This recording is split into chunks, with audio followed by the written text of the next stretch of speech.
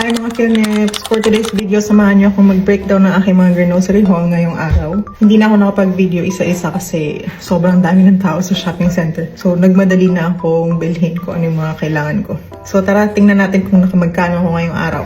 Let's go! So, ang una ko pinuntahan kanina is Aldi Supermarket. Ito yung mga nabili ko sa Aldi. Una, olive oil, mushrooms, ketchup, chili mayonnaise, garlic aioli, chicken cream. Next, ito yung favorite namin mag-asawa, brioche rolls. Ang sarap nito mga Philnips. Na-try nyo na ba to? The best. Masarap to pag nag-pipi ka, tapos coffee. Dalawa din ito. Next, ito. Hot and spicy carbonara. Gusto ko lang siya i-try. Tingnan natin kung masarap. Next is eggs. Cheese, my favorite. Lettuce. Frozen broccoli.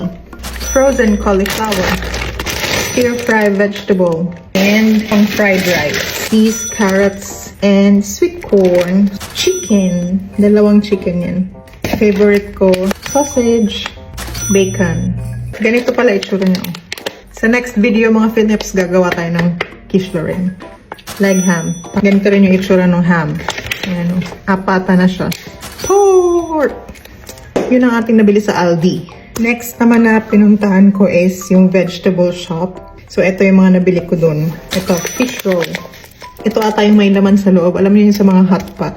Yung pag kinain niyo siya, tapos may laman siya sa loob. Ganito ata yun. Orange. Mahilig kami sa orange. Natural vitamin C. Banana. Next, tomatoes. Spring onions. Bok choy. Coriander. Ano ka ba tawag dito? Choy sum ba yun? Hindi ko alam, basta yun na yun. Bumila ako sa sayote. Pang tinola. Nagtatry ako mag-tinola. Abangan niyo yun sa mga susunod na video. Chili powder. Mamacita! Natry ko yung tocino nung nakaraan mga Philnips. Hindi ko na siya na-videohan. Trinay ko siyang i-marinate sa chicken. Masarap! So pag nagka-crave ako ng tocino, ito na yung pang-marinate ko. Kasi ang mahal ng tocino dito, yung mga imported. So ayan, gagawa na lang ako ng sarili kong tocino. Sunod, sisig. Na-try ko na din to ilagay sa sisig na ginawa ko noon, matagal na. So, tatry ko ulit. Last but not the least, palabok. Hindi ko pa to natatry, pero soon.